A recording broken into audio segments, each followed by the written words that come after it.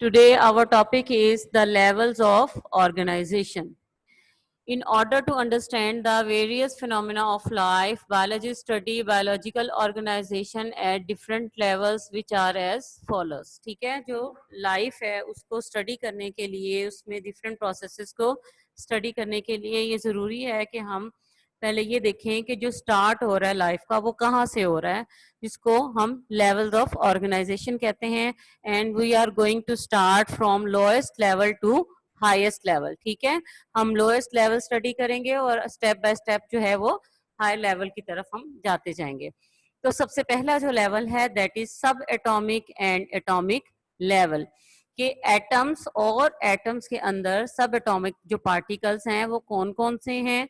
ठीक है, और लिविंग ऑर्गेनिजम्स के अंदर कौन से एलिमेंट्स प्रेजेंट हैं और वो किस परसेंटेज में प्रेजेंट हैं. ठीक है, सबसे पहले हम देखेंगे all types of are made up of elements. ठीक है, मैटर जितना भी मैटर है उसमें सब के सब मैटर जो है, हर किस्म का मैटर वो एलिमेंट से मिलकर बना हुआ है. May be it is one kind of element. ठीक है, और इसमें एक से ज्यादा एलिमेंट्स भी हो सकते हैं. जो वर्ड एटम है, एटम मीन्स आ जिसके भी इस वर्ड के साथ आ जाता है इट मीन्स नॉट. ठीक है, और टॉम मीन कट, कि एक एटम को हम इससे छोटे पार्टिकल्स में कट नहीं कर सकते. द स्मॉलेस्ट जो यूनिट है मैटर की वो एक एटम है.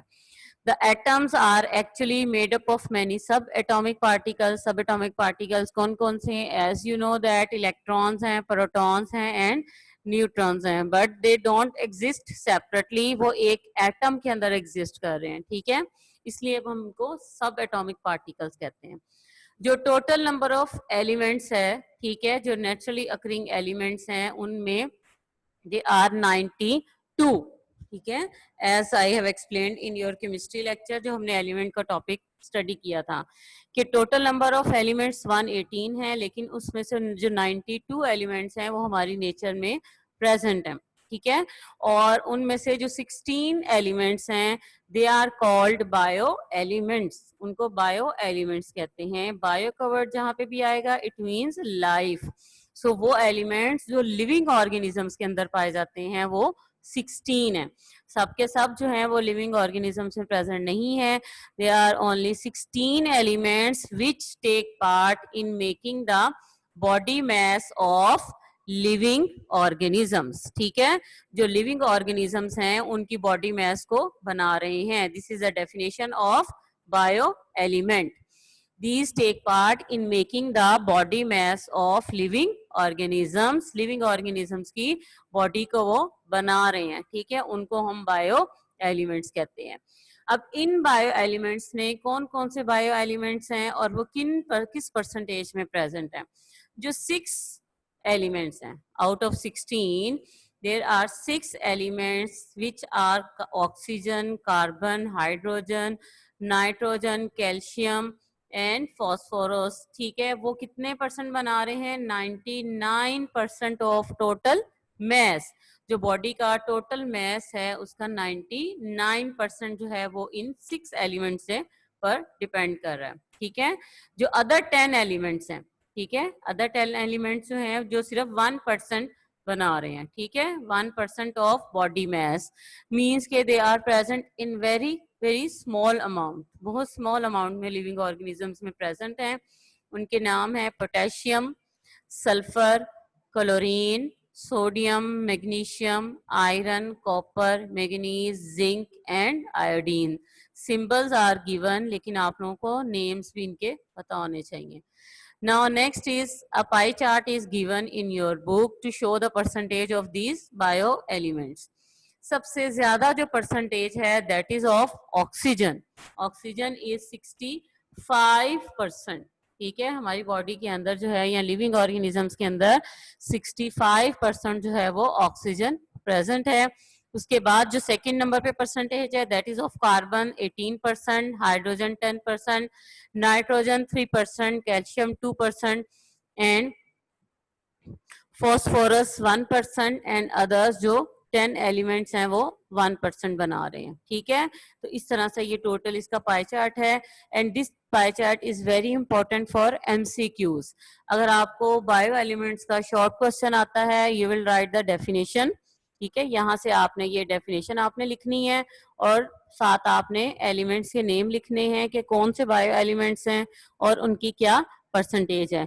आपने ये शॉर्ट क्वेश्चन ये वाला आपने लर्न करना है, ठीक है। उसके बाद आपका पाई चार्ट में से एमसीक्यूज आपको आ सकते हैं। It's very important for MCQ, specially जो बुक में भी एक एमसीक्यू गिवन है कि सबसे ज्यादा जो परसेंटेज है एलिमेंट की, कौन सा बायो एलिमेंट है, वो ऑक्सीजन है।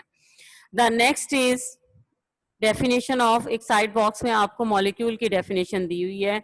अब ये एलिमेंट जो हैं, बायो एलिमेंट्स हैं, ये जब किसी लिविंग ऑर्गेनिज्म में प्रेजेंट हैं तो they are not present in isolated form, ठीक है। आइसोलेटेड एक सेपरेट फॉर्म में ये प्रेजेंट नहीं होते, rather they are combined to form molecules. So molecule की पहले डेफिनेशन करेंगे। A molecule is the smallest part of a compound that retains the properties of that compound, उस कंपाउंड की प्रॉपर्टीज को वो शो कर रहा है, ठीक है। और उसमें अगर जो मॉलिक्यूल्स जो हैं वो लिविंग ऑर्गेनिजम्स में प्रेजेंट हैं, ठीक है, उनको हम बायो मॉलिक्यूल्स कहेंगे। So your next level is molecular level, जिसमें ये this is the definition of bio molecules. In organisms, bio elements usually do not occur in isolated forms, rather they combine through आयनिक और covalent bonding. दो तरह की bonding बनाते हैं, आयनिक या covalent, ठीक है, जो कि हम केमिस्ट्री में चैप्टर नंबर 4 में इन बॉन्डिंग्स को हम डिटेल में स्टडी करेंगे। So according to that bonding उनका कंपाउंड्स हैं कि वो कौन से कंपाउंड्स जो हैं वो हैं। अगर आयनिक बॉन्डिंग है तो आयनिक कंपाउंड्स हैं, अगर कोवलेंट बॉन्डिंग है तो वो कोवलेंट कंपाउंड्स हैं। The stable particle formed by such bonding is called as molecule और biomolecules. This is the definition of biomolecule. Then an organism is formed by enormous number of biomolecules. Hundred of different kinds of these molecules are the building materials and are themselves constructed in great variety. This is the explanation, ठीक है। explanation आपकी दी हुई है। उसके बाद आपने जो इसमें most important short question है, that is micromolecules and macromolecules. Biomolecules are classified as micromolecules and macromolecules. Macromolecules are with low, micromolecules are with low molecular weight, जिसमें ग्लूकोज, वाटर है, ठीक है, या कार्बन डाइऑक्साइड है या ऑक्सीजन है, जिनमें नंबर ऑफ एटम्स जो है वो कम है, छोटा है, मीन्स के उनका साइज भी छोटा होगा तो उनका मॉलिक्यूलर वेट भी कम होगा। The next is macro molecules. Macro molecules में क्या है, बड़े मॉलिक्यूल्स हैं जिनमें नंबर ऑफ एटम जो है वो ज्यादा है, जिसकी वजह से उनका मॉलिक्यूलर वेट भी ज्यादा है। Your third level is organelle and cell level. Now the question arises कि जो बायोमॉलिक्यूल्स हैं, either they are present freely in the body, no, they assemble in a particular way and form organelles. एक cell के अंदर जो small structures present होती हैं, they are called cell organelles, ठीक है। And the cell organelles are made up of bio molecules, ये bio molecule से मिलकर बनी होती हैं। सो योर नेक्स्ट लेवल, सबसे पहले हम करेंगे ऑर्गेनेली को, ठीक है। ऑर्गेनेली की आपकी दिस इज द डेफिनेशन, ये आपने जरा केयरफुली आपने इसकी मार्किंग करनी है। पहले आप ऑर्गेनेलिस की हेडिंग देंगे और ये आपकी लाइन जो है फर्स्ट इसमें डेफिनेशन है। द नेक्स्ट इसमें फंक्शन ऑफ ऑर्गेनेलिस दिया हुआ है, सेल ऑर्गेनेलिस।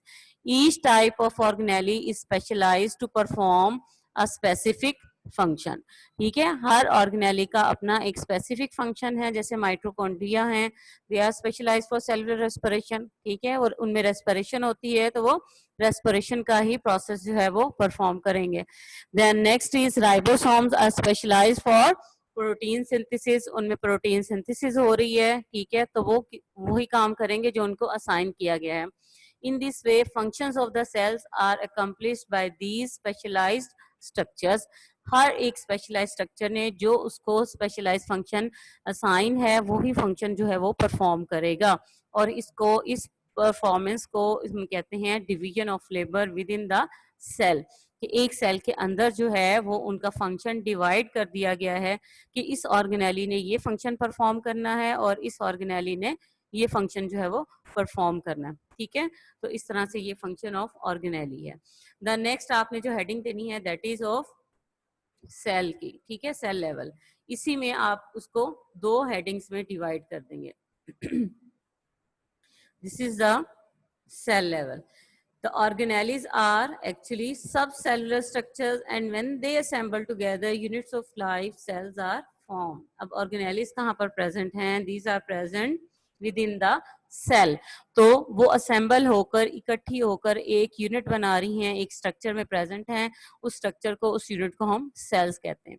ठीक है, ये थी डेफिनेशन ऑफ सेल। उसके बाद आपने द लास्ट पैराग्राफ जो है वो आप इस हेडिंग के साथ आप मार्क करेंगे। In the case of prokaryotes and most protist, prokaryotes वो जो हैं वो सेल्स हैं जिनमें न्यूक्लियस नहीं है। Mostly prokaryotes are single cell, ठीक है, और कुछ प्रोटिस्ट जो यूकैरियोटिक सेल्स हैं, ठीक है, वो भी क्या हैं, सिंगल सेल पर उनकी पूरी बॉडी जो है वो डिपेंड कर रही है। In the case of most fungi, animals and plants, the organism consists of trillions of cells. ठीक है, 100, more than 100,000, then billion, millions, billions and trillions, जैसे कि trillions of cells जो हैं human being जिसमें examples हैं। ठीक है, अगर तो सेल जो है वो यूनिसेल, अगर कोई ऑर्गेनिज्म जो है वो यूनिसेलुलर है तो उसकी जो बॉडी की ऑर्गेनाइजेशन है वो यहाँ तक इतने लेवल तक आके खत्म हो जाती है। लेकिन अगर मल्टी सेलुलर ऑर्गेनिजम्स हैं तो उनमें लेवल्स ऑफ ऑर्गेनाइजेशन जो है वो आगे भी फर्दर हम स्टडी करेंगे। नेक्स्ट लेवल जो है वो टिश्यू लेवल है जो कि हम मल्टी सेलुलर ऑर्गेनिजम्स में स्टडी करते हैं।